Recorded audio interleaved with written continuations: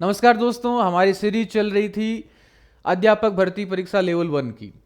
आज की जो क्लास होगी वो होगी प्रकाश की। बिना समय गवाए हुए, क्योंकि समय अपने पास वैसे भी कम ही रहा है, तो बिल्कुल ढंग से पढ़ना है इसको। प्रकाश या लाइट, प्रकाश क्या चीज़ होती है, किस तरह से काम आती है, प्रकाश की कौन कौन सी घटनाएं होती है। फिर लास्ट में पढ़ना है आँखें यानी आई और दृष्टि दोष पढ़ना है। तो पूरा एक लंबा चैप्टर है। तो अपन इसमें पढ़ेंगे प्रकाश के बारे में, प्रकाश की परिभाषा, प्रकाश की विशेषताएं। फिर पढ़ेंगे अपन प्रकाश की घटनाएं, जिसमें अपन पढ़ेंगे परावर्तन, अपवर्तन, विवर्तन। अपन पढ़ेंगे परकीर्णन। अपन पढ़ेंगे परकीर्णन के बाद वर्ण विक्षेपण। वर्ण विक्षेपण के बाद अपन ये पढ़ेंगे व्यक्तीकरण। मुख्य तौर से मोटे मोटी घटनाएं अपन ये देखेंगे, और फिर इसके बाद देखेंगे अपन लेंस और दर्पण, वो उन्हीं के साथ ही आ जाएंगे। तो यहां अपन लिख लेते हैं आंख। परावर्तन में आ जाएंगे दर्पण और अपवर्तन में आ जाएंगे लेंस। तो मोटे मोटी तौर पर प्रकाश का चैप्टर है वो बहुत लंबा चैप्टर है, तो पूरा ध्यान से समझिएगा, क्योंकि प्रकाश आपको भारी लगता होगा। प्रकाश सबसे सरल चैप्टर है। क्यों? क्योंकि इसमें है जो है का मतलब होता है एक बार आपका कॉन्सेप्ट सेट हो गया तो आप आराम से उसको एनालिसिस करके उसका उत्तर ढूंढ सकते हो। तो प्रकाश क्या चीज होती है, प्रकाश कहाँ काम आती है, प्रकाश को अपन को क्यों पढ़ना है। प्रकाश एक फिजिक्स का चैप्टर है और बहुत ही रोचक चैप्टर है। यदि आपको रोचकता से लें और आप बर्डन के रूप में लेंगे तो फिर प्रकाश समझ में नहीं आएगा। प्रकाश सबसे पहले ये प्रकाश जो दृश्य संवेदना उत्पन्न करता है, क्या करता है? दृश्य संवेदना उत्पन्न करता है। प्रकाश दृश्य संवेदना उत्पन्न करता है और इसी के कारण हमें कोई चीज दिखलाई देती है। तो हमें दिखाई क्यों देता है? इस प्रकाश के कारण दिखाई देता है। क्यों? क्योंकि प्रकाश यदि किसी वस्तु पर गिराओगे तो उस वस्तु से वो प्रकाश टकराकर हमारे आंखों में आएगा और वो वस्तु हमें दृश्यमान होती है, दिखाई देती है। तो प्रकाश दृश्य संवेदना उत्पन्न करता है, इस कारण से हमें कोई चीज दिखाई देती है। प्रकाश ऊष्मीय प्रभाव उत्पन्न करता है। ऊष्मीय प्रभाव का मतलब यह होता है कि प्रकाश यदि किसी पर गिरा तो उसके तापमान पर वृद्धि करेगा। तापमान में क्या करेगा? वृद्धि करेगा। इसी कारण से अपन देखते हैं कि जो थर्मामीटर होता है उसमें क्या होता है? विक्षेपण आता है। थर्मामीटर है, थर्मामीटर को यदि आप किसी तापमान पर रखोगे तो उसका पारा ऊपर चढ़ता है। वैसे प्रकाश का भी क्या ऊष्मीय प्रभाव उत्पन्न करता है और थर्मामीटर में इसके कारण विक्षेपण पैदा होता है। यदि अपन देखें तो तरंगें दो प्रकार की होती है। एक तो होती यांत्रिक तरंगें और यांत्रिक तरंगें प्रकार दो। यांत्रिक तरंगें, उस यांत्रिक तरंगों के भी दो प्रकार। यांत्रिक तरंगें होती दो प्रकार की। एक तो होती है अनुप्रस्थ तरंगें और दूसरी होती है अनुदैर्ध्य तरंगें। पूरे चैप्टर को बड़े आसानी से सरल भाषा में समझिएगा। अनुप्रस्थ तरंग का मतलब यह होता है कि ऐसी किरण जो किसी कण से टकराने के बाद विशेष कोण से मुड़ जाती है। माना कि ये कोई किरण आई और इससे टकराकर विशेष कोण से मुड़ गई। या फिर अपन कह सकते हैं, माना कि कोई प्रकाश की किरण है और ऐसे जा रही है, तो इस जो प्रकाश की किरण है ये क्या करती है? किसी भी कण से टकराने के बाद लंबवत कंपन करती है। जबकि जो अनुदैर्ध्य तरंग होगी वो क्या करेगी? जैसे यहां से सीधा जा रही कोई कण आया तो एक क्या करेगी? समांतर कंपन करेगी। इस तरह से कंपन करेगी, समांतर कंपन करेगी। तो ऐसी तरंग जो किसी कण से टकराने के बाद विशेष कोण से मुड़ जाए या विशेष कोण से कंपन करे, लंबवत कंपन करे, अनुप्रस्थ तरंग होती है। तो प्रकाश की किरण किस प्रकार की तरंग होती है? अनुप्रस्थ किरण होती है। जबकि जो ध्वनि होती है वो किस प्रकार की तरंग होती है? अनुदैर्ध्य तरंग होती है। तो आप तीसरी बात ये ध्यान रखना, प्रकाश की किरण अनुप्रस्थ किरण है, अर्थात किसी कण से टकराने के बाद विशेष कोण पर मुड़ जाती है। अर्थात ये प्रकाश की जो किरण है गति करते समय किसी कण से टकराते लंबवत कंपन करती है। ठीक है जी। अब आगे देखिए, ये जो प्रकाश की किरण आपने देखी है, आपने कहा कि अनुप्रस्थ है, लंबवत कंपन करती है। तो कई वैज्ञानिक आए, इन्होंने अपनी अपनी थ्योरी दी। सबसे पहले अपन बात करते हैं प्रकाश के बारे में कि प्रकाश किस किस प्रकृति का होता है। तो प्रकाश की नेचर की बात करते हैं। सबसे पहले आए न्यूटन महोदय। न्यूटन ने कहा साहब प्रकाश तो कणीय प्रकृति का होता है। प्रकाश की प्रकृति कैसी होती है? कणीय प्रकृति होती है, और प्रकाश एक कण की भांति कार्य करता है। तो प्रकाश स्रोत से जब प्रकाश निकलेगा तो कण की भांति से निकलेगा। तो प्रकाश की न्यूटन ने बताया कैसी प्रकृति होती है साहब? कणीय प्रकृति। लेकिन आपको पता है जब कोई कार्य होता है ना तो उसकी आलोचना जरूर होती है। तो न्यूटन ने जैसे ही कहा कि कणीय प्रकृति का होता है तो लोगों ने कहा तो समझाओ मुझे कि प्रकाश यदि कण है तो विवर्तन कैसे होता है? विवर्तन का मतलब किसी सतह से टकराने के बाद मुड़ता कैसे है? कण होता है तो टकराकर वापस सीधी दिशा में ही आता, लेकिन मुड़ता कैसे है? बोला आप कह रहे हो विवर्तन है, विवर्तन नहीं समझा पाए, ध्रुवण समझा दो। बोला ध्रुवण भी नहीं समझा सकता। तो बोला विक्षेपण समझा दो, वर्ण विक्षेपण समझा दो। बोला नहीं समझा सकता। तो फिर क्या समझा सकते हो? तो दूसरे साइंटिस्ट आए हाइगेंसबर्ग। न्यूटन ने जब ऐसी बातें बताई कि प्रकाश कणीय प्रकृति का होता है तो लोगों ने खूब सारा स्वागत किया था न्यूटन का। लेकिन हाइगेंसबर्ग आए, इन्होंने कहा साहब प्रकाश कणीय प्रकृति का नहीं, प्रकाश तो तरंग प्रकृति का होता है, वेव फॉर्म में होता है। और इसकी नेचर कैसी होती है? वेव नेचर होती है, तरंग की प्रकृति का होता है। सबने हाइगेंसबर्ग की वाहवाही की। बिल्कुल हाइगेंसबर्ग बिल्कुल सही कहता है। उसने भी ये सारी चीजें समझा दी, विवर्तन समझा दिया, ध्रुवण समझा दिया, वर्ण विक्षेपण समझा दिया, लेकिन कॉम्पटन प्रभाव नहीं बता पाया। कॉम्पटन प्रभाव का मतलब होता है कि किस तरह से कोई भी प्रकाश के माध्यम से धातु से टकराए तो किस तरह से इलेक्ट्रॉन्स निकलते हैं। कॉम्पटन प्रभाव कैसे उत्पन्न करता है, ऊर्जा कैसे उत्पन्न करता है। तो ये चीजें कुछ हाइगेंसबर्ग भी नहीं समझा पाया। हाइगेंसबर्ग के बाद में तीसरे साइंटिस्ट के तौर पर आप देखोगे प्लांक को। प्लांक ने कहा कि साहब प्रकाश ऊर्जा के बंडल होता है। प्रकाश किसके बंडल्स होते हैं? बंडल्स ऑफ एनर्जी होते हैं, और इन बंडल को नाम दिया कॉम्पटन। इन बंडलों को क्या नाम दिया? कॉम्पटन नाम दिया। प्लांक के बाद एक और साइंटिस्ट आए आइंस्टीन। आइंस्टीन ने कहा साहब बाकी सब बातें ठीक है, पर ऊर्जा के बंडल भी ठीक है, लेकिन ऊर्जा के बंडल को क्या कहते हैं? फोटोन कहते हैं, और इन फोटोनों की ऊर्जा E बराबर एच न्यू होती है। बोला H क्या होता है? H बराबर प्लांक नियतांक होता है। H बराबर प्लांक नियतांक होता है, और V बराबर होती है आवर्ती। और तो E क्या होता है? E बोला ऊर्जा होता है। और इस सिद्धांत को आइंस्टीन का सापेक्षिकता का सिद्धांत कहते हैं। तो आइंस्टीन ने कहा कि ऊर्जा का ही रूप होता है, और इसकी ऊर्जा E बराबर एच न्यू के रूप में होती है। H क्या है? बोला प्लांक नियतांक है। तो ये आइंस्टीन ने बताया। अब सब बातें होने के बाद में एक निचोड़ निकलता है कि प्रकाश की जो प्रकृति है वो ड्यूअल नेचर होती है, द्वैत प्रकृति होती है। द्वैत प्रकृति का मतलब क्या होता है? कि ऐसी प्रकृति जो कण के रूप में भी होती है, ऐसी प्रकृति जो तरंग के रूप में भी होती है, ऐसी प्रकृति द्वैत प्रकृति कहलाती है। तो ये जो सिद्धांत दिया था, ये किसने दिया था? डी ब्रोगली ने दिया था। तो प्रकाश की द्वैत प्रकृति के बारे में किसने बताया था? डी ब्रोगली ने बताया था। ये सारी बातें हो गई।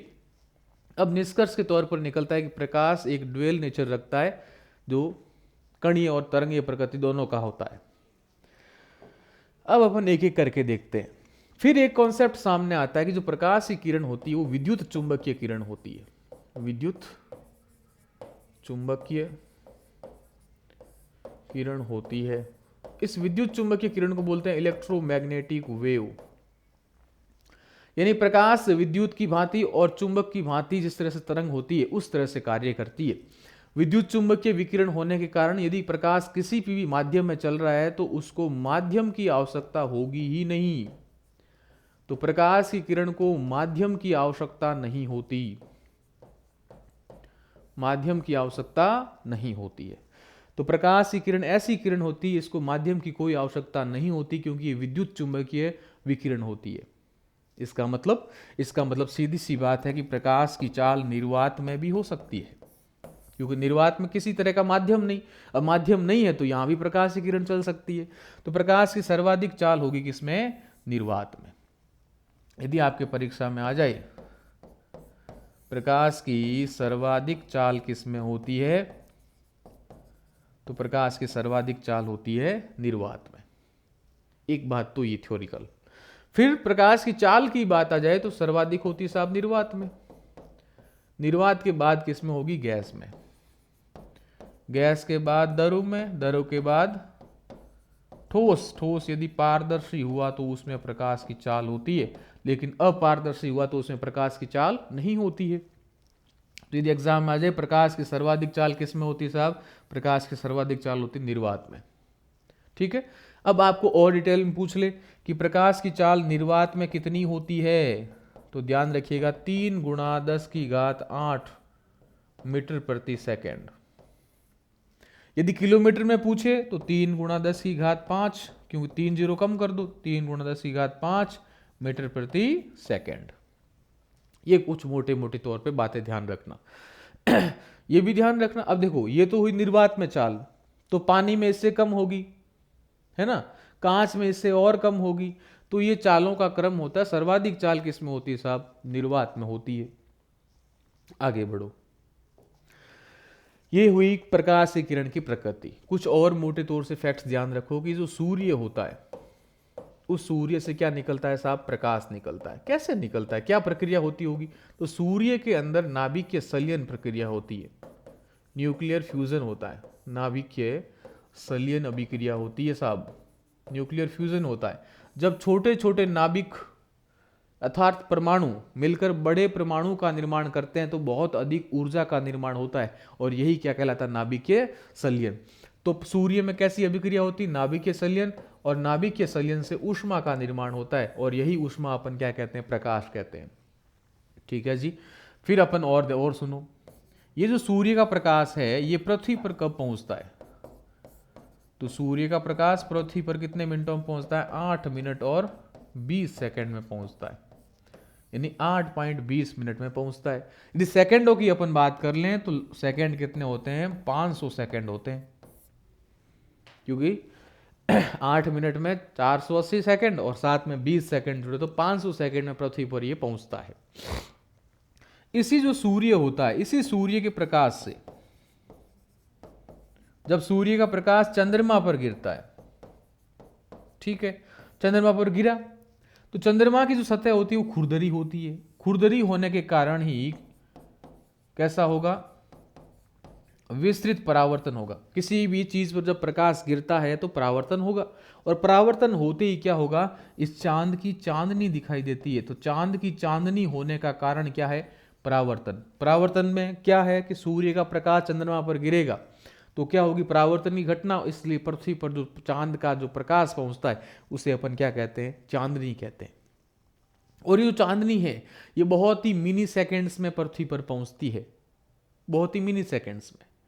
तो ये ध्यान रखिएगा ये बात भी आप। और सुनो इसी प्रकाश के बारे में आप कुछ फैक्ट्स। एक होता है प्रकाश वर्ष। क्या होता है? एग्जाम में सीधा प्रश्न आता है प्रकाश वर्ष। प्रकाश वर्ष क्या होता है? Light year. लाइट ईयर क्या होता है? ध्यान रखना, प्रकाश वर्ष दूरी का मात्रक होता है, यूनिट ऑफ डिस्टेंस। किसके मात्रक होता है? दूरी का मात्रक होता है। कौन? प्रकाश वर्ष। फिर देखो प्रकाश है वो अपन को कई भांति में दिखता है, कई भांति में दिखता है। कैसे दिखता है? तो अपन कह सकते हैं उनकी प्रकाश की घटनाओं को चर्चा कर लो तो आप समझ पाओगे कि प्रकाश किस तरह से दिखता है। घटनाएं कौन कौन सी? तो पहला अपन पढ़ेंगे परावर्तन, दूसरा अपन पढ़ेंगे अपवर्तन, तीसरा अपन पढ़ेंगे पूर्ण आंतरिक परावर्तन। पूर्ण आंतरिक परावर्तन बिल्कुल एकदम शांत दिमाग से पढ़िएगा, बिल्कुल समझ में आएगा। और फिर अपन पढ़ेंगे इसको विक्षेपण या फिर वर्ण विक्षेपण। फिर अपन पढ़ेंगे प्रकीर्णन, फिर अपन पढ़ेंगे व्यतिकरण। तो कुछ मोटी मोटी बातें अपन ये यहां पर पढ़ लेंगे।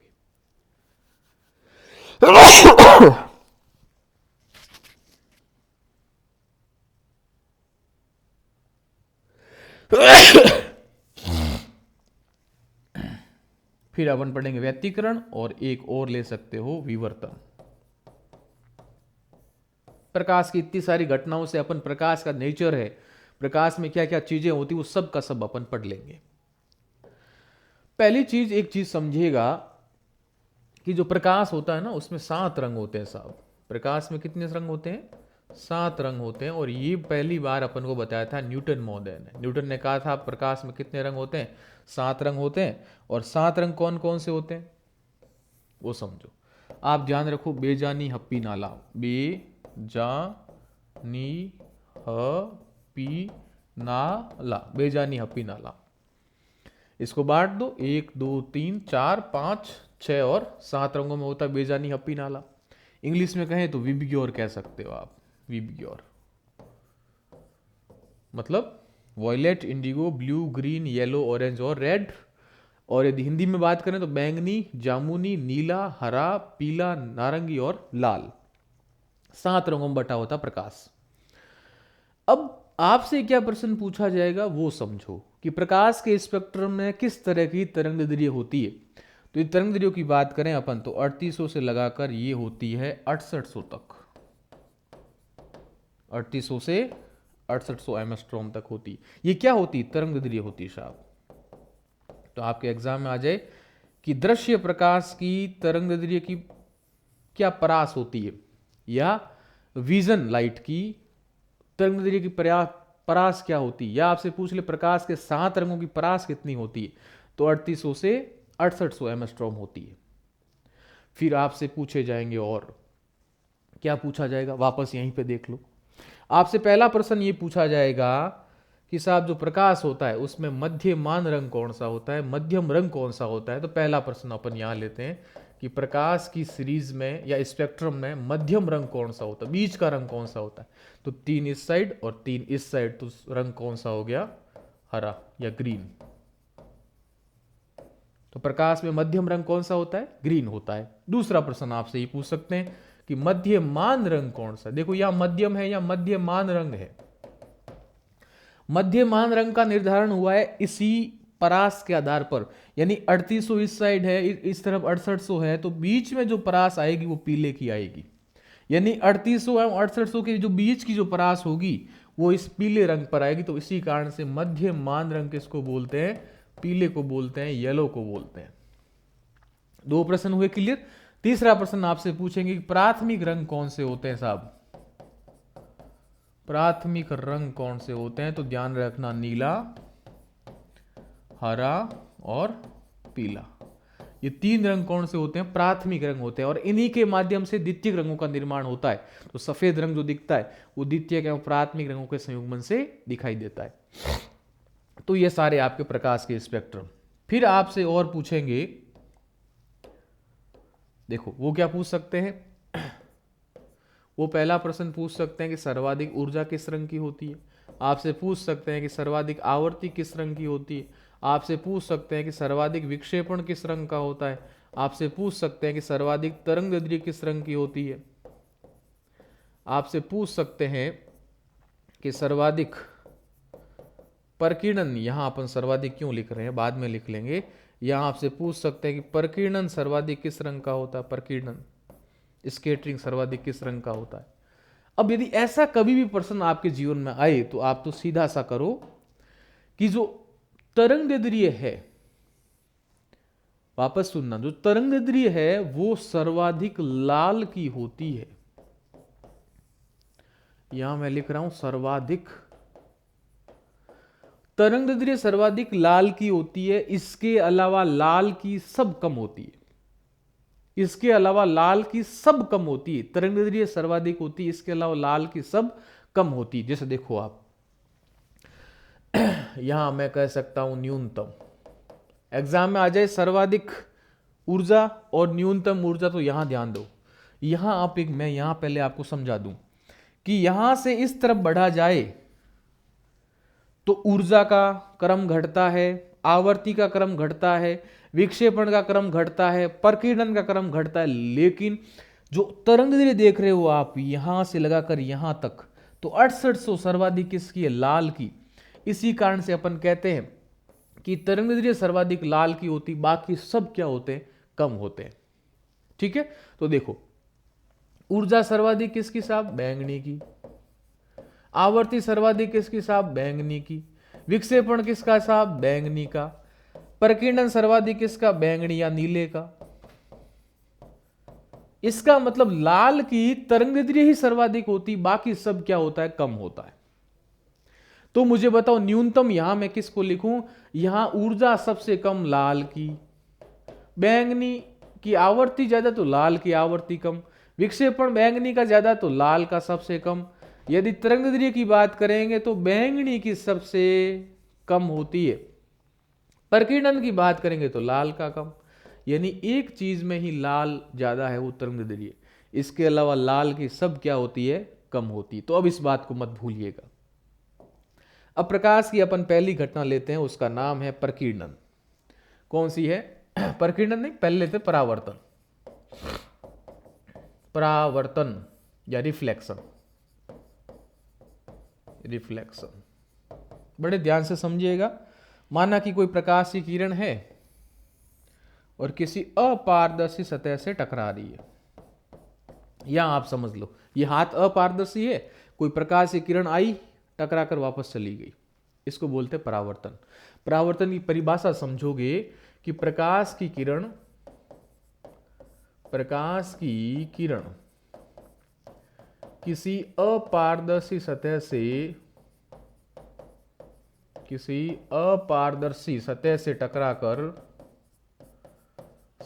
से टकराकर पुनः लौट आती है,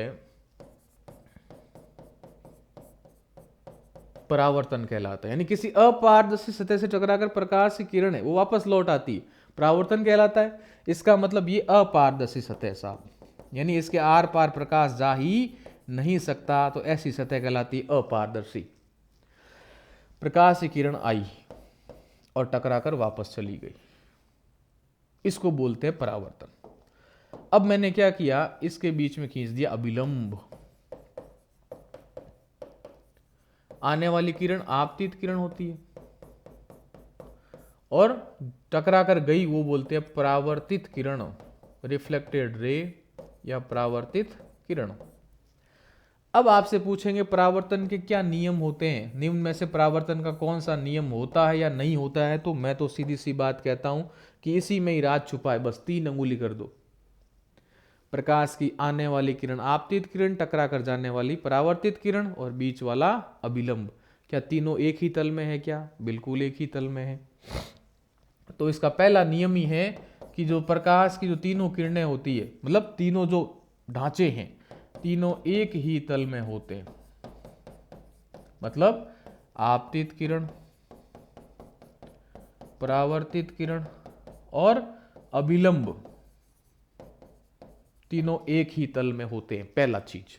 दूसरी चीज देखो, आपतित किरण जितना कोण इसके साथ बना रहा है अभिलंब के साथ, उतना ही कोण परावर्तित किरण क्या बना रही है? परावर्तित किरण के साथ अभिलंब बना रहा है। मतलब ये जो कोण है उतना उतना ये कोण है, यानी कोण आई का मतलब इंडेक्ट और आर का मतलब रिफ्लेक्टेड। तो जितना कोण आई है उतना ही कोण क्या है? आर है, छोटा आर लिख लेते हैं। तो कोण आई बराबर कोण आर, यानी जितना आपतित कोण है,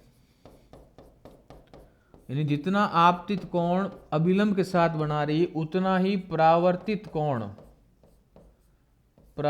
कोण बन रहा है अभिलंब के साथ। ये दूसरा नियम है। तीसरा नियम यदि अपन बात करें कि प्रकाश जब किसी चीज से टकराता है तो उसकी आवर्ती में कभी परिवर्तन नहीं होता।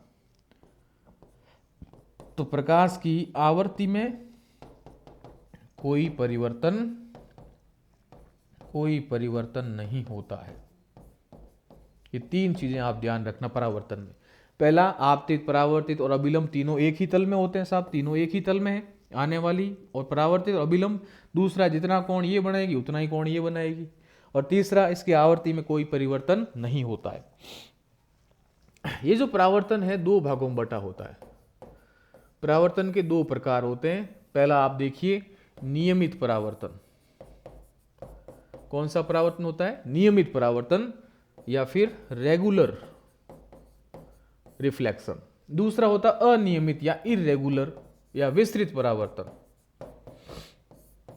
अनियमित या विस्तृत परावर्तन, बड़े ध्यान से समझिएगा। जब नियमित परावर्तन होगा तो अपने दिमाग में एक चीज आएगी, नियमित परावर्तन का मतलब यहां जो सतह होती है वो चिकनी होती है। आप चीज सोचिएगा, जो चिकनी सतह होती है ना उस पर एकदम अच्छा परावर्तन होता है। जब आप छोटे बच्चे थे तो कांच करते थे, कांच को सूरज की तरफ करते और किसी आदमी के ऊपर चिल्का करते थे, चिल्का, तो वो कैसा था? कांच चिकना था, इसका मतलब नियमित परावर्तन होता था। तो परावर्तन के नियमित परावर्तन में सतह कैसी होती है साहब? चिकनी होती है। जबकि अनियमित परावर्तन में जो सतह होती है वो खुरदरी होती है। कैसी होती है? खुरदरी सतह होती है। यानी ये जो चिकनी सतह है, जब प्रकाश टकराएगा तो एक विशेष कोण से मुड़ेगा। इसका मतलब निश्चित दिशा में किरण गमन करती है, निश्चित दिशा में परावर्तन होता है। जबकि इसमें जो परावर्तन खुरदरी सतह है तो प्रकाश की किरण किसी भी दिशा में जा सकती है। जैसे आई यहां पर, ये इस तरह से चलेगी। इसका मतलब यहां जो परावर्तन होगा वो अनिश्चित दिशा में होता है, अनिश्चित होता है। एग्जाम्पल ध्यान रखिएगा, आप बूट पॉलिश करते हो, किसके कारण करते हो? ताकि वो चिकना दिखे, मतलब नियमित परावर्तन हो। आप और क्या करते हो? ब्यूटी पार्लर पे जाते हो ताकि स्किन को चिकना किया जाए। और दर्पण, आप जो दर्पण देखते हो, मिरर देखते हो, वो भी रेगुलर रिफ्लेक्शन पर कार्य करता है। अनियमित परावर्तन, चांदनी आप तक पहुंचती है, उजाला जो भी होता है, उजाला घने जंगलों में, घने जंगलों से जब प्रकाश आता है तो आपको पता है पेड़ पौधों की पत्तियों उस प्रकाश को आने नहीं देती है, लेकिन फिर भी उजाला होता है नीचे। तो वो उजाला इस अनियमित परावर्तन के कारण होता है। तो चांदनी, उजाला, बंद कमरे के अंदर भी देखो आप, छोटा सा भी छेद हो गया ना तो पूरे कमरे में रोशनी कर देता है। कैसा परावर्तन? अनियमित परावर्तन के कारण। तो ये कुछ मोटी बात है। चांदनी, उजाला, इसका एग्जाम में प्रश्न आने के चांसेस रहते हैं। इस परावर्तन के सिद्धांत पर कौन काम करता है? दर्पण काम करते हैं या मिरर काम करते हैं। मिरर काम करते हैं परावर्तन के सिद्धांत पर। पहली चीज, किस सिद्धांत पर कार्य करते हैं साहब? परावर्तन के सिद्धांत पर कार्य करते हैं। दर्पण क्या होता है? दर्पण जो सामान्य कांच होता है उसकी एक सतह पर क्या करते हैं? इसकी एक सतह पर पॉलिश की जाती है। इसकी एक सतह पर क्या की जाती है? पॉलिश। ये पॉलिश किसकी कर सकते हो साहब? आप फेरिक ऑक्साइड ही कर सकते हो, यानी जो काट कलर होता है उससे कर सकते हो, और चांदी की कर सकते हो, थोड़ा महंगा कांच होता है। मरकरी या पारे की कर सकते हो, यानी आप पॉलिश किसी भी रंग की कर सकते हो। फिर जो दर्पण की बात करता हूं, पहली चीज, दर्पण से प्रतिबिंब कैसा बनता है? ये इंपॉर्टेंट चीज है, बहुत महत्वपूर्ण चीज है, बड़े ध्यान से समझिएगा। देखो, मेरी क्लास की एक ही खासियत है, बिल्कुल शांत भाव से और सरल भाव से विज्ञान पढ़ाता हूं ताकि आपको एकदम दिमाग में सेट हो जाए। ठीक है? तो प्रतिबिंब कैसा बनता है दर्पण से? दर्पण से जो प्रतिबिंब बनता है वो हमेशा और हमेशा आभासी बनता है, यानी इसे पर्दे पर प्राप्त नहीं कर सकते हो। ऐसा प्रतिबिंब जिसे पर्दे पर प्राप्त नहीं कर सकते हो, आभासी प्रतिबिंब। तो इससे किस प्रकार का प्रतिबिंब बनता है? आभासी प्रतिबिंब बनता है। अच्छा, और क्या खास बात है? इससे जो प्रतिबिंब बनेगा वो पार्श्व बनेगा। पार्श्व का मतलब ये होता है कि जो राइट की चीज है वो आपको लेफ्ट में दिखेगी, लेफ्ट की चीज राइट में दिखेगी। मतलब यदि किसी बच्चे ने टीकी यहां लगाई हुई है तो उस कांच में ये टीकी यहां दिखेगी, किसी के यहां लगी हुई है तो उस कांच में यहां दिखेगी। इसका मतलब जो राइट का है वो लेफ्ट दिखेगा, लेफ्ट का है वो राइट दिखेगा। इसी कारण से एम्बुलेंस जो होती है वो उल्टी लिखी हुई होती है। आप देखते हो एम्बुलेंस उल्टी लिखी हुई है, तो उसका कारण क्या? जो कांच होता है ड्राइवर के साइड वाला, उस कांच में उसको एम्बुलेंस सीधी दिखाई देगी। तो पार्श्व प्रतिबिंब बनता है और आभासी बनता है। छोटा बड़ा बन सकता है, कैसा भी बन सकता है। दूसरा, प्रतिबिंब वस्तु के आकार पर निर्भर करता है, वस्तु के आकार पर निर्भर करता है। अर्थात यदि कोई L लंबाई की कोई वस्तु है, L लंबाई की, तो L/2 दर्पण की आवश्यकता होगी, है ना। यदि 5 मीटर लंबा या 5 फुट लंबा कोई व्यक्ति है तो 2.5 फुट लंबे कांच की आवश्यकता होगी, जिससे उसका पूर्ण प्रतिबिंब देखा जा सकता है। तो किसी के पूर्ण प्रतिबिंब देखने के लिए उसको L/2 लंबाई क्या चाहिए, दर्पण की आवश्यकता होती है। तीसरी बात, यदि कोई v वेग से वस्तु ले जाए, v वेग से, माना कि ये कांच है, इस कांच के सामने मैं v वेग से वस्तु ले जाऊं तो उस दर्पण में यानी कांच में आपको वापस क्या होगा, 2v वेग से वस्तु आती हुई दिखाई देगी। तो v वेग से वस्तु ले जाने पर 2v वेग से वस्तु का क्या होगा, विस्थापन होगा। किसमें, कांच में, मतलब दर्पण के अंदर।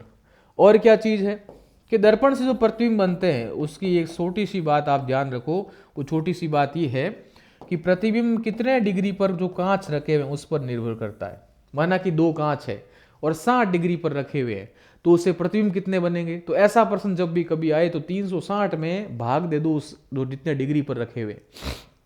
एग्जाम्पल समझो, यदि कोई भी सम आ जाए, ऐसी स्थिति में सम संख्या आ जाए तो उसमें से -1 करना पड़ेगा, और विषम आ जाए तो उतना ही रहेगा। जैसे मैंने आपको दे दिया कि कोई 2 कांच है, कोई दर्पण है, 60 डिग्री पर रखे हुए हैं, 60 डिग्री पर रखे हुए हैं, तो उससे प्रतिबिंब कितने बनेंगे, तो उससे प्रतिबिंब बनेंगे 360 में किसका भाग दे दो, 60 का, यानी 6 बनेंगे। लेकिन 6 तो सम संख्या है तो इससे 1 माइनस करो, कुल कितने बनेंगे साहब, 5 प्रतिबिंबों का निर्माण होगा। ये आप थोड़ी सी बातें ध्यान रखना। अब देखो, दर्पण मैंने आपको बता दिया समतल दर्पण के बारे में। दर्पण अपन बात करेंगे, एक तो होता है साहब समतल दर्पण और एक होता है साहब गोलीय दर्पण। मतलब किसी गोल कांच से काटे गए हैं, गोल दर्पण से काटे गए, इसलिए गोलीय दर्पण हो गया। जो समतल दर्पण होता है इसका उपयोग समझो, क्योंकि बाकी सब चीजें अपन ने पढ़ ली है, इसके उपयोग पूछे जाएंगे आपसे। क्या कि समतल दर्पण का उपयोग कहाँ होता है, तो सामान्य अपन दर्पण उपयोग लेते हैं सामान्य दर्पण में। दूसरा पेरिस्कोप में। अब आप कहोगे सर ये पेरिस्कोप क्या होता है। पेरिस्कोप का मतलब होता है, माना कि कोई टैंक है, सेना का टैंक है, उस टैंक के जस्ट नीचे कोई शत्रु छुपा हुआ, कैसे पहचानोगे। तो माना कि ये टैंक है, इस टैंक में तो यहाँ व्यक्ति बैठा, जो यहाँ कोई यदि कोई व्यक्ति बैठा है तो उसको कैसे देखोगे, तो यहाँ पर एक दर्पण लगा होता है, इस दर्पण से यहाँ से फिर वापस यहाँ तक पहुँचेगा तो देख सकता है। तो पेरिस्कोप क्या करता है, शत्रु का पता लगाने में, शत्रु का पता लगाने में। फिर कैलिडियोस्कोप में, कैलिडियोस्कोप में, और ये कैलिडोस्कोप में क्या होता है आपको पता है, जब छोटे बच्चे थे तो फिर क्या करते थे, छोटे छोटे कांचों के माध्यम से चिपका के बहुत अधिक, जैसे एक व्यक्ति के कई रूप दिखते हैं, आप कई मूवियों में भी देखे होंगे, वो होता है कैलिडोस्कोप। इसको हिंदी में बोलते हैं बहुरूपदर्शी, बहुरूपदर्शी। तो इसमें इस तरह का उपयोग होता है। फिर आते हैं गोलीय दर्पण। स्पिरल मिरर होते हैं वो 2 प्रकार के, एक तो होते हैं कॉनकेव मिरर और दूसरा होता है कॉन्वेक्स मिरर यानी उत्तल दर्पण। एक तो होता है अवतल दर्पण और दूसरा होता है उत्तल दर्पण। इन दोनों को अच्छे से पढ़ते हैं। तो एक होता है अपने साथ अवतल दर्पण यानी कॉनकेव मिरर और दूसरा होता है उत्तल दर्पण। देखो, तो अवतल दर्पण और उत्तल दर्पण 2 भागों में बांटा। अवतल दर्पण किस प्रकार का होता है, माना कि कोई ये गोलीय दर्पण है और यदि मैं इसके बाहर की साइड पॉलिश कर दूं, बाहर की साइड पॉलिश का मतलब क्या, अंदर की ओर परावर्तक पृष्ठ होगी। यानी अपन जब कटोरी को देखते हैं तो कटोरी यदि सीधी है इस प्रकार से, मतलब उल्टी रखी हुई है, तो ऊपर उत्तल होगा, और यदि ऐसे कर दो तो अंदर अवतल होगा। तो इसका मतलब जो आंतरिक पृष्ठ हो वो परावर्तक पृष्ठ होती है अवतल में, जबकि जो उत्तल होता है इसमें क्या होता है, अंदर की ओर पॉलिश कर देते हैं तो बाहर की ओर क्या होती है, परावर्तक पृष्ठ होता है। तो बाहर की ओर क्या होता है, परावर्तक पृष्ठ होता है। और सुनिएगा, जो अवतल दर्पण होता है इससे जो प्रतिबिंब कैसे बनते हैं, इससे प्रतिबिंब बनते हैं वास्तविक एवं उल्टे। वास्तविक बनते हैं, उल्टे बनते हैं। वास्तविक का मतलब ऐसे प्रतिबिंब जिनको पर्दे पर प्राप्त किया जा सकता है, जबकि जो उत्तल दर्पण होगा उससे जो प्रतिबिंब बनेंगे वो बनेंगे आभासी और सीधे बनते हैं। अब प्रतिबिंब का आकार की यदि बात करें तो छोटा भी बन सकता है साहब, बड़ा भी बन सकता है साहब, और बराबर भी बन सकता है। और यहां यदि अपन बात करें तो अधिकतर कैसा बनता है, छोटा बनता है। ठीक है, तो यहां छोटा भी बन सकता है, बड़ा भी बन सकता है और बराबर भी बन सकता है। और सुनो, अब अपन से पूछा जा सकता है एग्जाम में, वेरी इंपॉर्टेंट, वापस देखो इसको एक बार। जो अवतल दर्पण होता है इसे क्या बोलते हैं, इसे बोलते हैं अभिसारी दर्पण। ये ध्यान रखना, ये गांठ बांधने वाली बात है, क्योंकि लेंस में जस्ट इसका उल्टा होता है। उत्तल दर्पण जो होता है वो होता है अपसारी, अपसारी दर्पण होता है। ठीक है, तो ये तो होता है अभिसारी दर्पण और ये होता है अपसारी दर्पण होता है। अब वापस देखो आगे, आपसे पूछेंगे प्रतिबिंबों का निर्माण कीजिए, प्रतिबिंबों को निर्माण कीजिए, क्या निर्मित कीजिए। कैसे प्रश्न आ सकते हैं, यदि कोई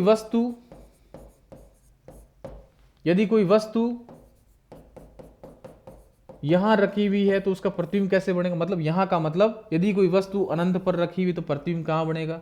यदि कोई वस्तु अनंत और सी के मध्य रखी तो प्रतिबिंब कहां बनेगा। सी पर रखी तो प्रतिबिंब कहां बनेगा। सी और एफ के बीच रखी तो प्रतिबिंब कहां बनेगा।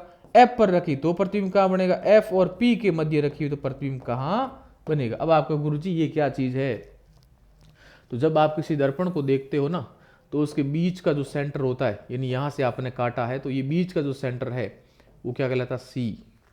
क्या कहलाता है, सी कहलाता है। और जहां पर फोकस होता है बिंदु वो होता है एफ। और जहां पर जो दर्पण का जो मध्य बिंदु होता है उसे बोलते हैं पी या ओ। और जो मेन लाइन तीनों को मिलाने वाली उसको बोलते हैं मुख्य अक्ष। ठीक है, अब आप एक एक चीज को समझो, मैं एक ट्रिक बताता हूं, उससे कभी जीवन में कभी प्रश्न गलत नहीं होंगे। एक लाइन खींच दो बस, यहां बीच में पी या ओ लिखो, यहां एफ लिखो तो यहां भी एफ लिखो, यहां सी लिख रहे हो तो यहां भी सी लिखो, यहां आप क्या लिख रहे हो, अनंत लिख रहे हो तो यहां भी क्या लिखो, अनंत लिखो। अब करना क्या है, बस यदि वस्तु अनंत पर रखी है तो उसका प्रतिबिंब एफ पर बनेगा। फिक्स है ये तो चीज कि अनंत पर रखी है तो एफ पर बनेगा। अब आगे आगे लाइन खिसकाते रहो, यदि अनंत और सी के मध्य है तो उसका प्रतिबिंब एफ और सी के मध्य बनेगा। सी पर है तो सी पर बनेगा, सी और एफ के बीच में है तो सी और अनंत के बीच में बनेगा, एफ पर है तो अनंत पर बनेगा। लेकिन एफ और यहाँ ओ या पी के मध्य है तो उसका प्रतिबिंब कहां बनेगा, पी और एफ के मध्य बनेगा, लेकिन बहुत ही बड़ा बनेगा और आवर्धित बनेगा। क्या बनेगा, आवर्धित बनेगा। ये रूपरेखा आप कहां उपयोग ले सकते हो साहब, एक तो ले सकते हो अवतल दर्पण में और दूसरा उत्तल लेंस में। दोनों में एक ही प्रकार से बनते हैं, ये ध्यान रखिएगा, अवतल दर्पण और उत्तल लेंस में। तो ये मोटा मोटी बात है, इसको याद रखिएगा। लाइन खींचो, अनंत C F O, F C अनंत, अनंत एफ पर, सी पर, एफ अनंत पर, और पी या ओ और एफ के बीच में है तो यहां बनेगा पी और एफ के मध्य, लेकिन बहुत बड़ा और आवर्धित बनेगा। ये इंपॉर्टेंट चीज है, रट लीजिएगा, रट लीजिएगा, बहुत इंपॉर्टेंट चीज है। अब बताओ, अनंत पर है तो वस्तु का प्रतिबिंब एफ पर, अनंत और सी के मध्य है तो सीधी सी बात एफ और सी के मध्य, सी का है तो सी पर, सी और एफ पर है, सी और एफ पर है तो कहां बनेगा, ये बनेगा सी और एफ पर है तो सी और अनंत के बीच में, और एफ का बनेगा अनंत पर। तो बताओ एफ और पी का कहां बनेगा, पी और एफ के बीच में, लेकिन बहुत ही बड़ा बनेगा और कैसा बनेगा, आवर्धित बनेगा। ये इंपॉर्टेंट चीज है, मतलब बहुत ही क्या बनेगा, बड़ा बनेगा।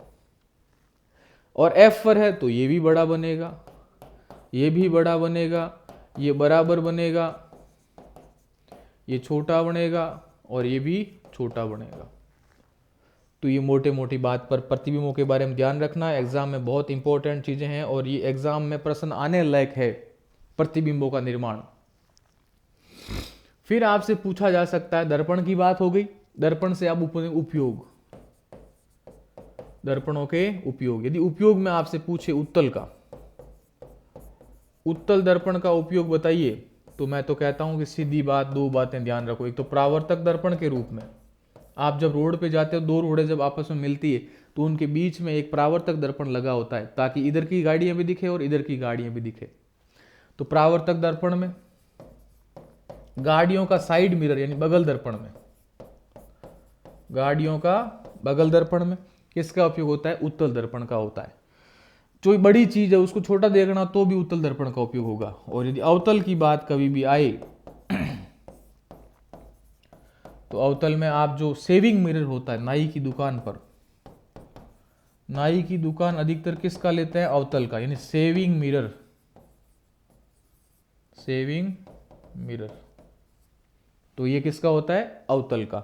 दूसरा यदि आप देखोगे ईएनटी विभाग में, आई नोज टंग जो विभाग डॉक्टरों के पास जो माथे पे कांच लगा होता है, तो ईएनटी विभाग में। दूसरा यदि अपन देखें सोलर प्लेट जो होती है, उस सोलर प्लेटों में भी किसका होता है? कॉनकेव मिरर का उपयोग होता है। तो ये आप मोटे तौर पे बातें ध्यान रखिएगा। अब जो दूसरी घटना आती है वो होती प्रकाश का अपवर्तन,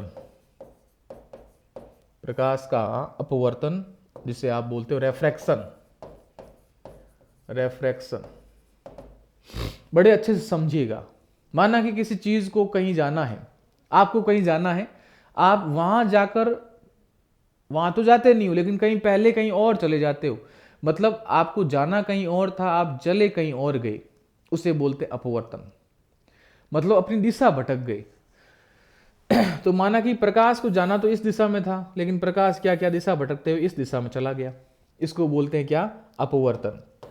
यानी प्रकाश अपनी एक माध्यम से दूसरे माध्यम में जावे, प्रकाश एक माध्यम से दूसरे माध्यम में जाए, प्रकाश एक माध्यम से दूसरे माध्यम में जावे तो दिशा भटक जाता है। तो क्या हो जाता है? दिशा भटक जाता है। उसे क्या बोलते हैं? अपवर्तन कहते हैं। दिशा का भटकाव ही क्या कहलाता है? अपवर्तन कहलाता है। एग्जाम्पल के तौर पर देखो आप, ये पानी है, माध्यम का मतलब क्या होता है? माध्यम अपन बांटे तो यहां मैं आपको समझा दूं कि माध्यम क्या होता है, मीडियम क्या होते हैं। एक तो होता है सघन जिसका घनत्व ज्यादा हो, कण पास पास में हो, और एक होता है विरल जिसका घनत्व कम हो और कण दूर दूर में हो। जैसे अपन कह सकते हैं पानी और हवा, हवा की तुलना में पानी में कण पास पास है, मतलब सघन माध्यम है, और पानी की तुलना में हवा में क्या है? कण दूर दूर, इसका मतलब पानी की तुलना में विरल माध्यम है। तो ये विरल और सघन इस तरह से हुआ करता है। तो ये पानी है और इस पानी में मैं कोई प्रकाश की किरण लेके आता हूं, ये प्रकाश की किरण आती है, पानी में जैसे ही घुसेगी, जाना तो सीधा चाहिए था लेकिन सीधा ना जाके इस तरह से चली जाती है। और दूसरी चीज, जब मैं पानी से किसी किरण को बाहर भेजूं तो जानी तो सीधी चाहिए थी लेकिन सीधी न जाकर इस तरह से चली जाती है। इसका मतलब क्या? इसका मतलब यदि मैं इसके बीच के अभिलंब खींचूं, अभिलंब खींचूं तो आप एक चीज को समझ रहे हो, आप इस चीज को समझ रहे हो कि भाई जो प्रकाश की किरण है ये आपतित किरण है साहब, ये भी आपतित किरण है। ये कौन सा माध्यम है? पानी सघन माध्यम। हवा कैसा है? विरल माध्यम। यानी आपतित किरण जब विरल से सघन में आती है तो क्या होगा? इस अभिलंब के पास आती है, जबकि सघन से विरल में जाएगी तो इस अभिलंब से दूर चली जाएगी, क्योंकि जानी तो सीधी इस अभिलंब के पास पास थी लेकिन ये दूर चली जाती है। तो यहां आप नियमों को देखोगे ना, अपवर्तन के नियम देखो आप, अपवर्तन के नियम को समझो आप। क्या नियम कहते हैं? वो नियम ये कहते हैं, पहला नियम कि जब कोई प्रकाश की किरण विरल से सघन में आती तो अभिलंब के पास हो जाती है। तो यदि कभी प्रकाश की किरण विरल से किस में आवे? सघन में आवे, तो अभिलंब के क्या क्या हो जाएगी? अभिलंब के पास हो जाएगी। पहला नियम। दूसरा, यदि सघन से विरल में जाए तो अभिलंब से दूर हट जाएगी। तो यदि सघन से वो किस में जावे, विरल में जावे, तो अभिलंब के क्या हो जाएगी साहब, दूर हो जाएगी। ठीक है जी। और समझिएगा आप क्या आने वाली किरण आपतित किरण, जाने वाली अपवर्तित किरण, और बीच में क्या है, अभिलंब, ये क्या है, तीनों एक ही तल में है। तो तीसरा रूल यदि मैं बताऊं आपको, तो क्या होगा, आपतित किरण, अपवर्तित किरण और तीसरा अभिलंब, तीनों एक ही क्या होते हैं, तल में होते हैं।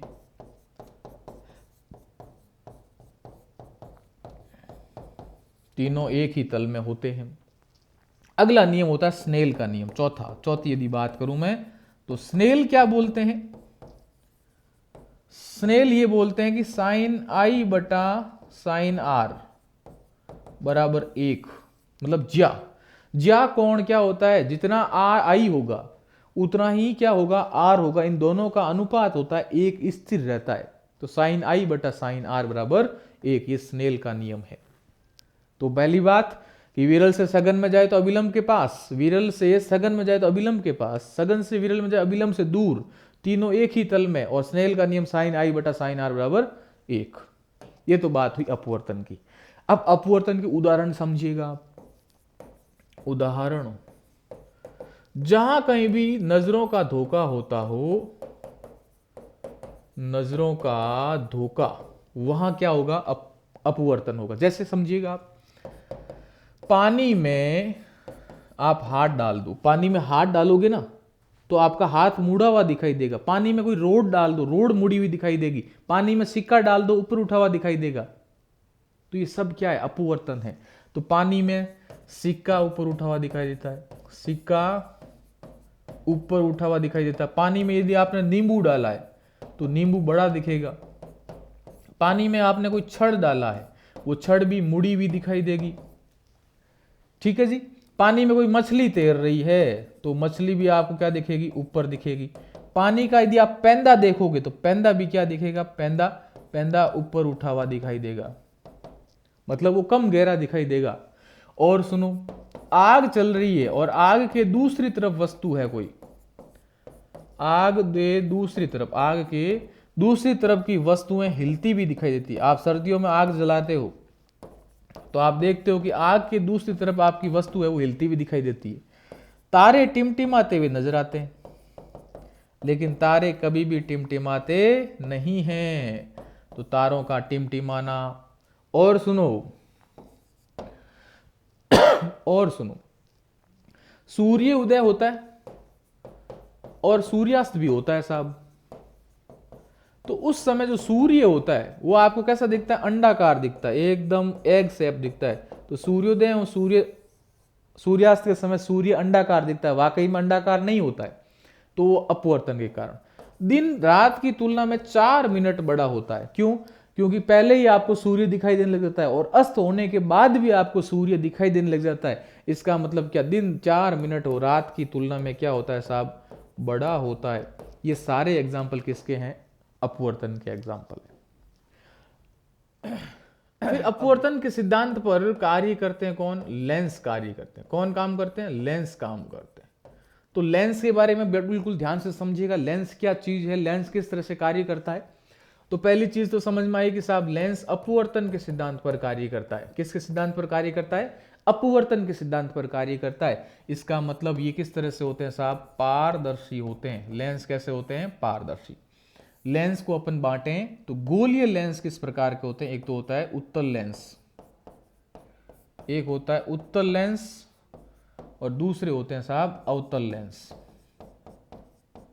एक होता है उत्तल लेंस और दूसरे होते हैं अवतल लेंस, कॉन्वेक्स लेंस और कॉनकेव लेंस।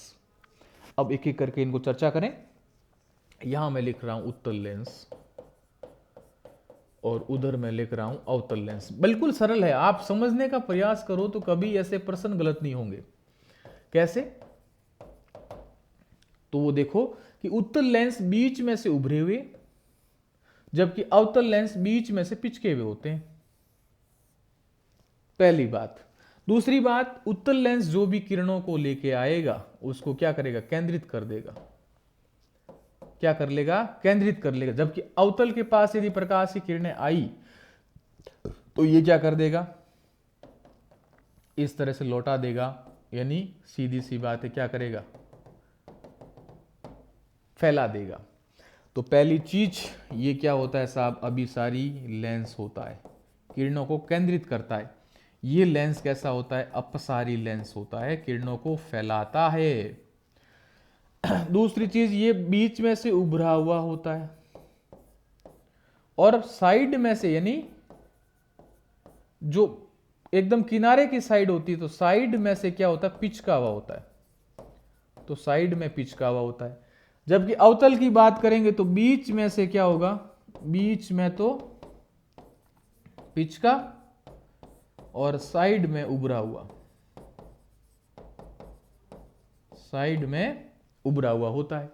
और सुनिएगा, इससे जो प्रतिबिंब बनते हैं, उत्तल से प्रतिबिंब बनेंगे, ऊ फॉर उत्तल, ऊ फॉर उल्टे, यानी वाऊ बनते हैं। वाऊ का मतलब वास्तविक और उल्टे बनते हैं। तो उत्तल वाऊ वास्तविक एवं उल्टे बनते हैं।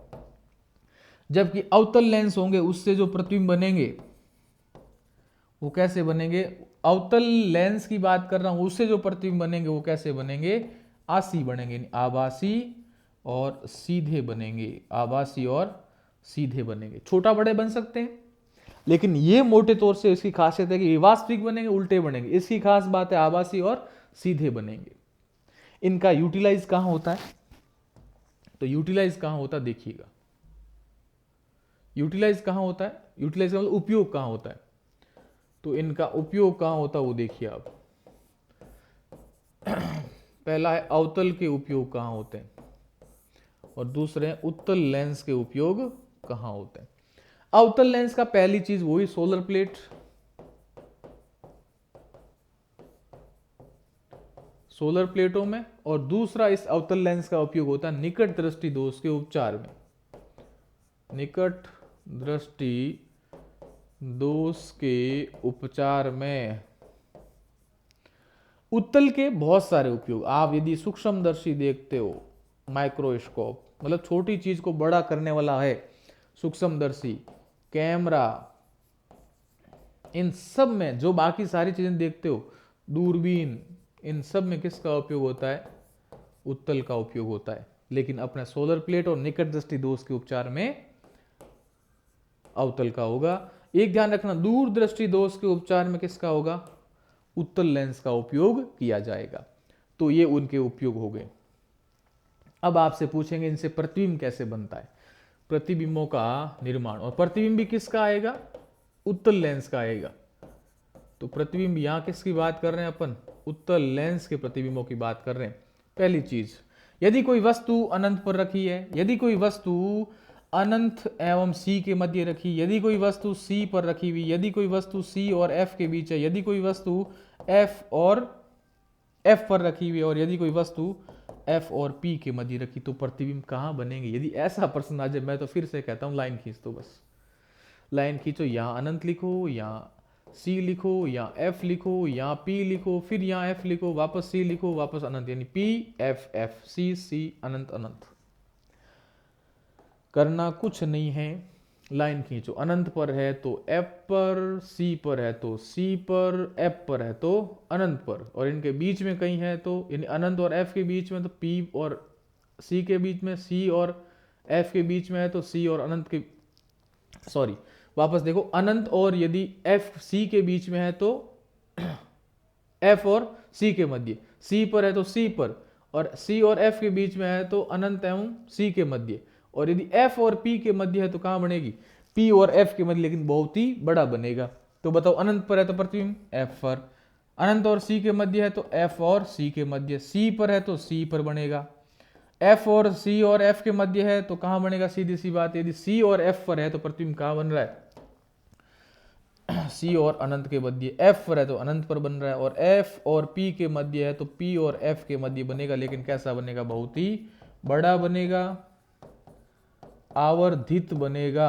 यानी ऐसा प्रतिबिंब की बात किस में होगी, उत्तल लेंस में। एग्जाम में सीधा आता है किस लेंस से प्रतिबिंब बहुत ही आवर्धित दिखाई देता है, बहुत ही बड़ा दिखाई देता है? तो ध्यान रखना उत्तल लेंस से। और कहाँ कंडीशन होती है? फोकस बिंदु एवं धुरु के मध्य। इसको क्या बोलते हैं? फोकस बिंदु, फोकस बिंदु, इसको बोलते हैं धुरु। तो फोकस बिंदु एवं धुरु के मध्य यदि रखा हुआ है तो कहां बनेगा?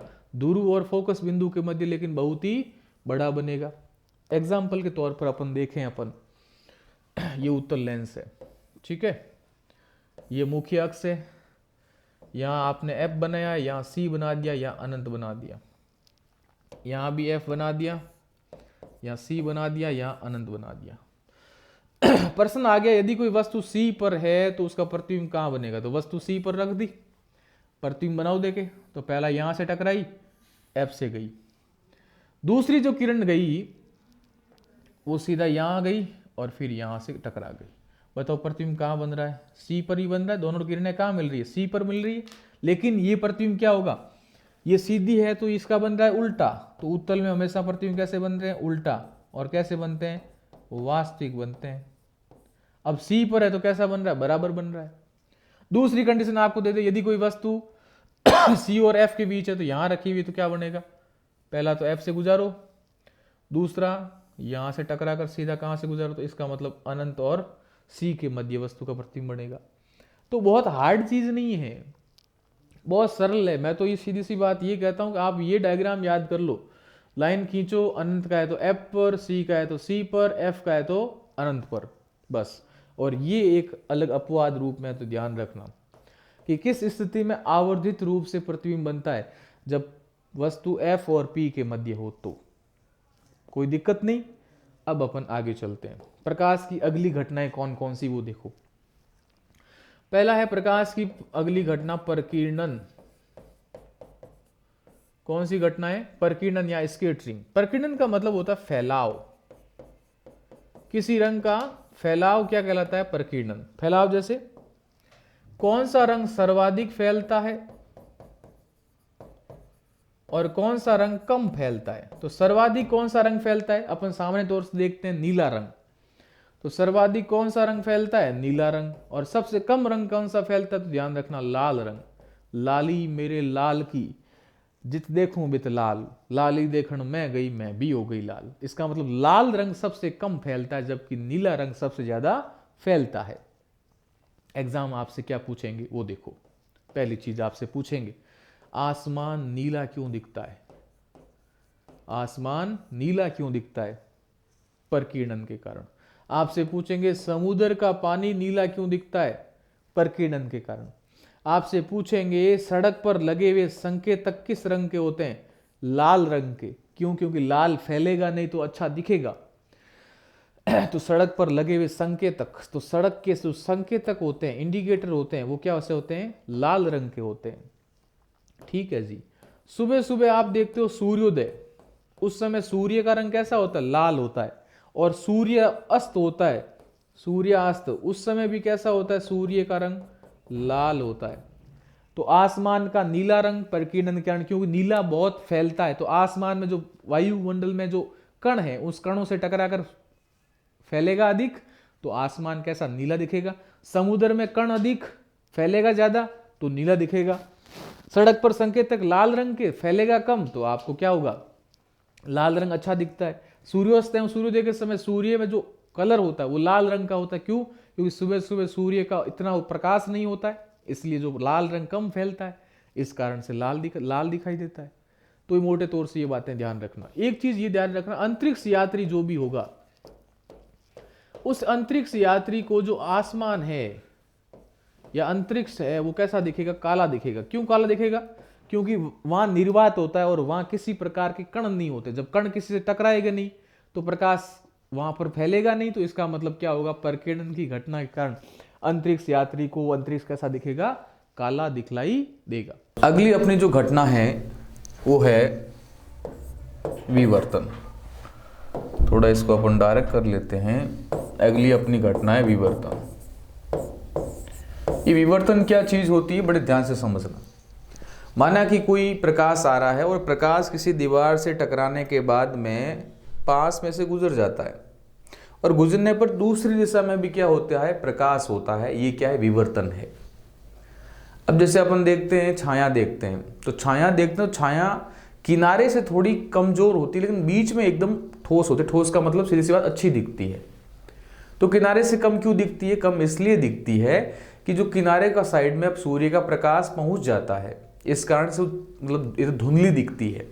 तो विवर्तन का मतलब ये हुआ कि प्रकाश दूसरी तरफ भी पहुंचता है, प्रकाश का दूसरी तरफ भी पहुंचना, दूसरी तरफ भी पहुंचना क्या कहलाता है, विवर्तन।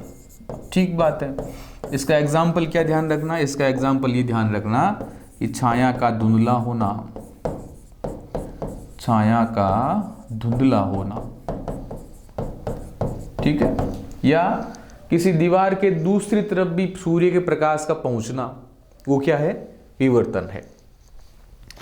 फिर अगली घटना आती है व्यतिकरण। व्यतिकरण, ये व्यतिकरण क्या होता है, बहुत सरल सी बात है। माना कि कोई दो व्यक्ति है, बोल रहे हैं, यदि वो समान आवाज, माना सुबह सुबह प्रार्थना होती है तो घर में यदि प्रार्थना को एक साथ में गा रहे हैं तब तो उसकी आवाज तेज होगी, और कोई आगे गा रहा है कोई पीछे गा रहा है तो आवाज आपस में इंटरसेप्ट होकर करप्ट हो जाए। करप्ट का मतलब बहुत कर्कश आवाज हो जाएगी, आप एक स्पष्ट ध्वनि नहीं सुन पाओगे। तो विवर्तन का मतलब होता है जब दो समान कला समन स्रोत की जब प्रकाश की किरणें जब आपस में अध्यारोपित होती है तो बहुत ही तेज आवाज आती है, या फिर कह सकते हैं बहुत अधिक मतलब चमकीला फ्रेम प्राप्त होता है। और जब दोनों अध्यारोपित नहीं होती तो ये बिल्कुल काला या धुंधला फ्रेम प्राप्त होता है।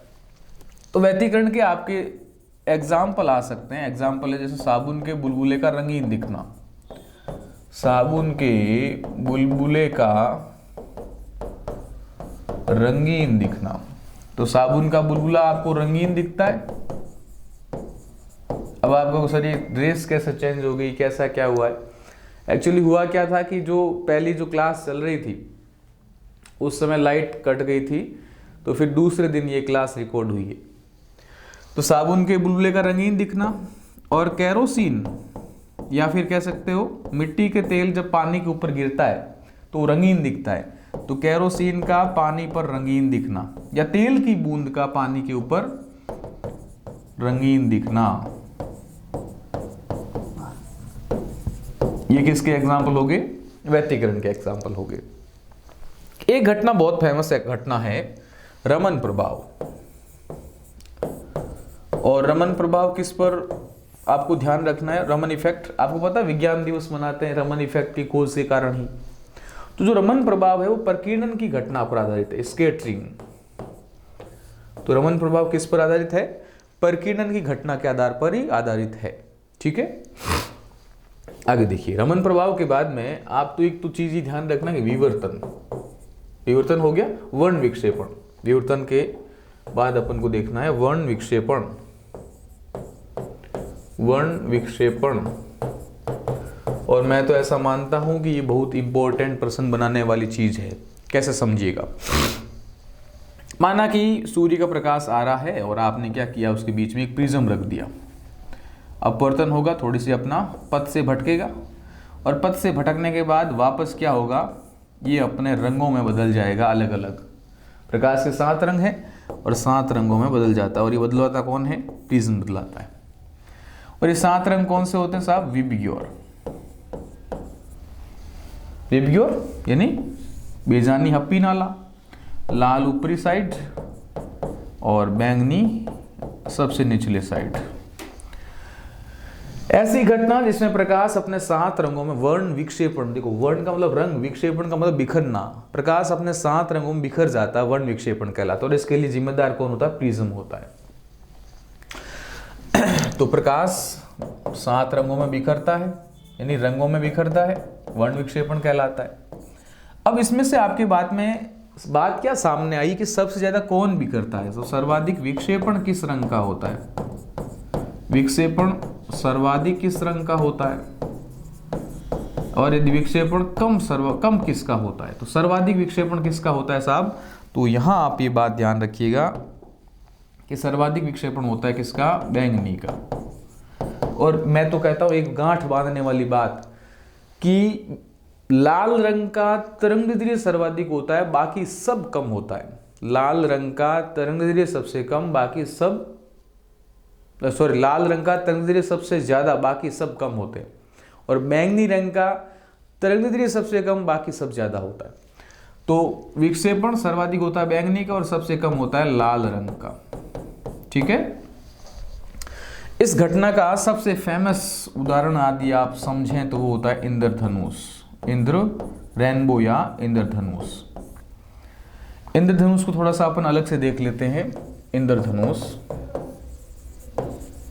ई छोटा भी हो सकता है, रेनबो। देखिए यहां सबसे खास बात क्या है, पहला प्रश्न आपसे ये पूछ सकते हैं इंद्रधनुष किस घटना पर आधारित है, तो वर्ण विक्षेपण, वर्ण विक्षेपण। या प्रकाश की कौन सी घटना, यदि वर्ण विक्षेपण नहीं मिले तो ध्यान रखना उसमें सही क्या करना, अपवर्तन की घटना। और इस अपवर्तन के साथ अन्य घटना ये भी होती है, कौन सी, परावर्तन की घटना भी होती है, और पूर्ण आंतरिक परावर्तन, टोटल इंटरनल रिफ्लेक्शन की घटना भी होती है इसके साथ। ठीक है जी। तो वर्ण विक्षेपण की घटना होती है, तो इंद्रधनुष आप कैसे देखते हो, कैसे देखने का मतलब होता है कि बारिश के समय इंद्रधनुष दिखता है, अन्यथा नहीं दिखता है। और बारिश के समय क्या होता है कि जो पानी की बूंद होती है, पानी की बूंद, ये पानी की बूंद किसकी भांति कार्य करती है, प्रिज्म की भांति। अब जब जैसे ही पानी की बूंद पर प्रकाश की किरण गिरेगी तो जो पानी की बूंद है प्रिज्म की भांति उस प्रकाश को 7 रंगों में बदल देगी। तो पानी की बूंद प्रिज्म की भांति कार्य करती है। और ये भी ध्यान रखना कि इंद्रधनुष देखने के लिए सूर्य की तरफ पीठ की जाती है, सूर्य की तरफ क्या की जाती है, पीठ, तभी आपको इंद्रधनुष दिखाई देगा। इंद्रधनुष 2 प्रकार के होते हैं, एक तो होता है प्राथमिक और दूसरा होता है द्वितीयक। प्राथमिक थोड़ा क्या होता है, चमकीला होता है, और द्वितीयक कैसा होता है साहब, धुंधला होता है।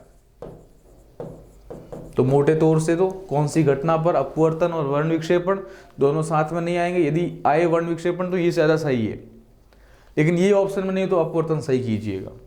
ठीक है। तो ये कुछ घटनाएं थी प्रकाश की। और आगे देखिए आप 2 चीजें फिर से इंपॉर्टेंट है, एक तो है लेंस की क्षमता, power of lens, power of lens. देखो लेंस की कितनी क्षमता होती है, वो होती है फोकस दूरी का उल्टा, यानी फोकस दूरी का व्युत्क्रम क्या कहलाता है, फोकस दूरी का व्युत्क्रम, व्युत्क्रम का मतलब उल्टा, क्या कहलाता है, लेंस की क्षमता। यानी लेंस की क्षमता यानी पावर 1/f, f क्या होता है, फोकस दूरी, फोकस डिस्टेंस या फोकस दूरी। अब यहां आप समझिएगा इसका मात्रक क्या होता है, लेंस की क्षमता का, लेंस की क्षमता का मात्रक होता है डायप्टर। क्या होता है साहब, डायप्टर। और ये डायप्टर मीटर में लिया जाता है, किसमें, मीटर में लिया जाता है। एक प्रश्न ऐसा भी आता है कि लेंस की क्षमता उत्तल लेंस की होती है हमेशा धनात्मक, जबकि अवतल लेंस की जो क्षमता होती है वो हमेशा कैसी होती है, ऋणात्मक होती है। ये बातें आप मोटे तौर से ध्यान रखिएगा। फिर एक होता है लेंस का सूत्र, क्या होता है लेंस का सूत्र, तो ध्यान रखना 1/f = 1/v - 1/u। अब आपको ये v क्या है, u क्या है, तो v का मतलब होता है प्रतिबिंब जो बना है वो उसकी कितनी दूरी पर बना है, प्रतिबिंब की दूरी। ठीक है साहब। u क्या है, ये बिंब यानी वस्तु कहां पर रखी हुई, तो बिंब की दूरी। अच्छा f क्या है, तो ये ध्यान रखना फोकस दूरी। तो ये बातें आप गांठ बांध लीजिएगा। यदि आपको दर्पण का सूत्र कभी पूछ ले तो 1/f, यहां आप केवल प्लस लगा दो, v + 1/u, बस कुछ करना ही नहीं। तो लेंस का सूत्र पता रखिएगा, दर्पण का सूत्र पता रखिएगा। अब सबसे महत्वपूर्ण बात और हटकर बात आती, मानव की आंख, क्योंकि ये भी जो है प्रकाश की घटनाओं पर ही, प्रकाश के माध्यम से ही संवेदन ग्रहण करती है, तो आंख को पढ़ना भी जरूरी है। सबसे पहले आंख की 3 परतें बनाइए आप बस। आँख की 3 परतें बनाइए और परतें बनाने के बाद में आप समझ जाओगे कि आँख को पढ़ना कैसे है।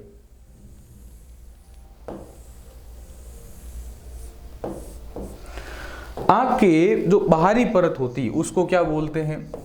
श्वेत पटल। श्वेत पटल। आँख के बीच की परत को बोलते हैं रक्तक पटल। क्या बोलते हैं?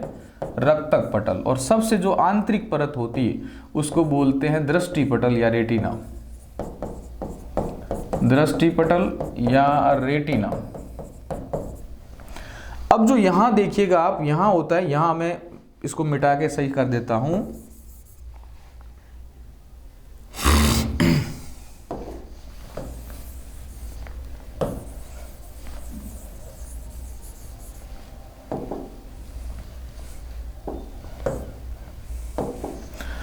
अगली अपनी बात आती मानव आंख की, ह्यूमन आई की। आंख का चित्र को ध्यान से देखिएगा। यदि अपन आंख का डायग्राम बनाए इस प्रकार से,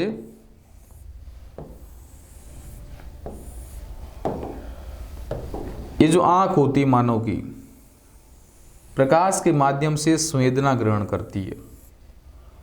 और ये जो आंखों की परतें होती है, ये 3 प्रकार की परतें होती है और सबसे बाहरी परत को बोलते हैं रक्तक पटल। सॉरी,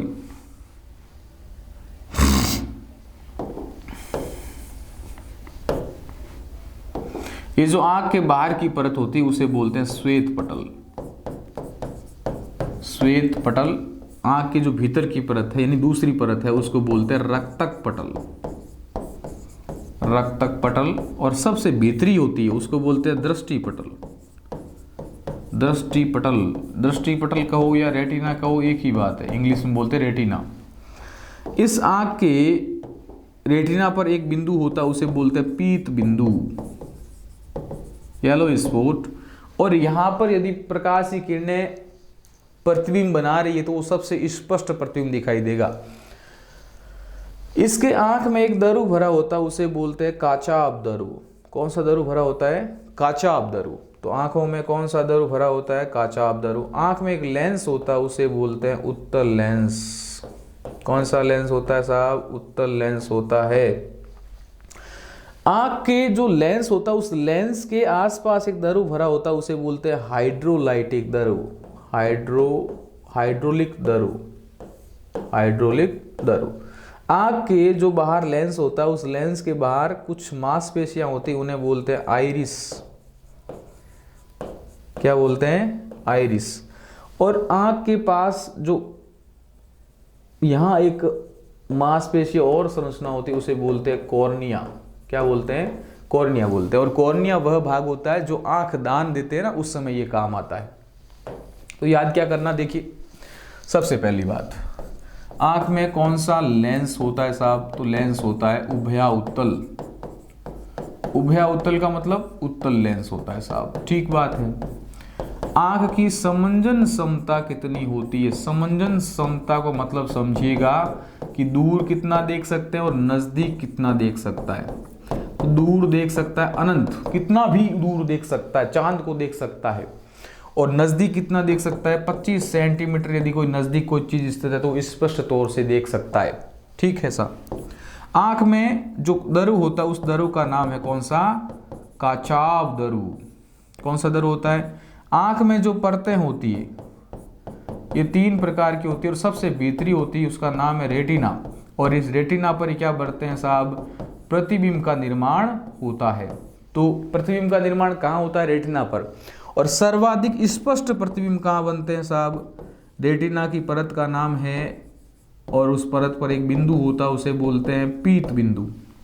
क्या बोलते हैं? पीत बिंदु पर सबसे स्पष्ट प्रतिबिंब बनता है। और आंख का वह भाग जब प्रकाश नहीं पहुंचता उसे बोलते हैं अंध बिंदु। आंख का वह भाग जहां प्रकाश नहीं पहुंचता अंध बिंदु कहा जाता है। अब एक बात यहां नोटिस कीजिए, आंख में लेंस कौन सा? उत्तल लेंस। जब उत्तल लेंस होगा तो उससे प्रतिबिंब का निर्माण होगा वास्तविक एवं उल्टा। वास्तविक एवं उल्टा। तो स्पष्ट बात यह है कि मानव की आंख उल्टा और वास्तविक प्रतिबिंब बनाती है। ठीक है। तो आंख की जो उत्तल लेंस है ये कैसा बनाता है, वास्तविक एवं उल्टा प्रतिबिंब का निर्माण करता है। अब आप कहोगे सर तो फिर हमको सीधा कैसे दिखता है, तो आंख में जो प्रतिबिंब बनता है वो उल्टा बनता है। तो ये जो प्रकाशीय तंत्रिकाएं होती है जो मस्तिष्क तक लेके जाती है, तो मस्तिष्क में छाया का निर्माण होता है और ये छाया वापस सीधी होती है, ठीक है। तो ये वास्तविक उल्टे का निर्माण करती है, काचा अबदारू भरा होता है। आंख में दो प्रकार के उत्तक होते हैं, एक तो होता है कौन सा, शंकु, तो कोशिकाएं होती है शंकु, एक होती है शलाका या रोड्स, कौन और रोड्स। शंकु का काम होता है रंग का निर्धारण करना, कि किस प्रकार का रंग है, कलर है, उसका निर्धारण करना। और शलाका आंखों में चमक उत्पन्न करती है, चमकीली बनाती है और प्रतिबिंब को स्पष्ट दिखाने का प्रयास करवाती है। तो शंकु और शलाका नामक क्या होती, दो कोशिकाएं होती है। अब अपन देखते हैं दृष्टि दोष, यानी आंखों से कौन कौन से दोष उत्पन्न हो सकते हैं उनसे प्रतिबिंबों के निर्माण के माध्यम से। तो मैं तो ऐसा मानता हूं कि परीक्षा में प्रश्न बनने लायक है। पहला है दूरदृष्टि दोष, दूरदृष्टि दोष या हाइपरमेट्रोपिया, इंग्लिश में बोलते हैं हाइपरमेट्रोपिया। देखो ये आपकी आंख है, ये रेटिना है। अब देखो प्रतिबिंब आंख में उत्तल लेंस है तो प्रतिबिंब यहां बनना चाहिए था पीत बिंदु पर, लेकिन कई बार क्या होता है कि प्रतिबिंब यहां नहीं बनकर आंख के जो रेटिना है उसके बाद बनना शुरू हो जाता है। तो यहां जब प्रतिबिंब बनता है तो लेंस से दूर बनता है, इस कारण से इसका नाम रख दिया दूरदृष्टि दोष। लेंस से क्या बनता है, दूर बनता है, तो लेंस से दूर बनता है, इसलिए इसका नाम क्या है, दूरदृष्टि दोष। एक बात तो ये। दूसरी बात क्या है कि लेंस से तो दूर बनता है, लेकिन इसमें जो प्रतिबिंब है यानी जो वस्तु है वो वस्तु अपन नजदीक की नहीं देख पाते। तो वस्तु कहां की नहीं देख पाते हैं आप, नजदीक की। यानी ऐसा दोष जिसमें नजदीक की वस्तु नहीं दिखाई देती है वो होता है दूरदृष्टि दोष। यानी नजदीक की वस्तु नहीं दिखती किसमें, दूरदृष्टि दोष में। अब इसका उपचार क्या होगा, तो देखो दूर हो रही है तो इसको पहले लाना हो तो और क्या करो, इसमें उत्तल लेंस का उपयोग लो। तो इसका उपचार क्या हो गया साहब, उत्तल लेंस। कौन सा हो गया, उत्तल लेंस। और उत्तल लेंस के बारे में समझिएगा, देखो दू ऊ यानी दूर का उत्तल लेंस उपचार होता है। दूसरा दोष होता है निकट दृष्टि दोष।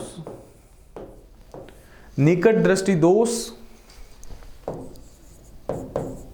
या मायोपिया देखो ये आपकी आंख है। इस आंख में क्या होता है, कई बार जब लेंस से प्रतिबिंब बनता है तो रेटिना से पहले बन जाता है। ये निकट का नाम ही क्यों है, क्योंकि रेटिना से पहले प्रतिबिंब बनता है। रेटिना से पहले प्रतिबिंब का निर्माण, रेटिना से पहले प्रतिबिंब का निर्माण होता है, इस कारण से इसको बोलते हैं निकट दृष्टि दोष। ठीक है जी। अब आप कहोगे साहब तो चीजें कौन सी नहीं दिखती, तो सीधी सी बात है, निकट दृष्टि दोष में दूर की वस्तु स्पष्ट नहीं दिखती, दूर की वस्तु स्पष्ट नहीं दिखाई देती है। तो आप क्या करोगे, तो सीधी सी बात है, यहां अवतल लेंस ले लो। तो अब जो प्रतिबिंब का निर्माण होगा आपका सीधा कहां बनेगा, रेटिना पर बनेगा। तो इसका उपचार क्या हो गया साहब, अवतल लेंस। तो निकट दृष्टि दोष का तो क्या हो गया, अवतल लेंस, और दूर दृष्टि दोष का हो गया उत्तल लेंस। कई बार क्या होता है कि ना तो दूर की दिखे ना पास की दिखे, उस दोष को बोलते हैं जरा दृष्टि दोष। जरा दृष्टि दोष प्रेस बायोपिया। ना नजदीक की दिखे ना दूर की दिखे, मतलब सीधी सी बात है, दूर की ना दिखे ना नजदीक की दिखे, यानी दोनों दोष साथ में है। निकट दृष्टि दोष भी है, निकट दृष्टि दोष भी है और दूर दृष्टि दोष भी है। अब देखिए निकट का उपचार तो क्या है, अवतल लेंस। और दूर का उपचार क्या है? उत्तल लेंस। यानी ऐसा आप लेंस लगाओ जिसमें दोनों की मात्रा हो, और वो होता है द्विफोक्सी लेंस। द्विफोक्सी लेंस, डाईफोकल लेंस, डाईफोकल लेंस। यानी ऐसा लेंस का उपयोग लो जिसमें नीचे तो साफ उत्तल हो, ऊपर क्या हो? अवतल हो। वो होता है जरा दृष्टि दोष का उपचार। ना नजदीक का दिखे अच्छे से, ना दूर का दिखे अच्छे से। अब लास्ट एंड फाइनल क्या चीज बचती है? वो होती है अबिंदुकता। अबिंदुकता या एस्टिगमेटिज्म। एस्टिगमेटिज्म, अबिंदुकता। अबिंदुकता क्या चीज होती है?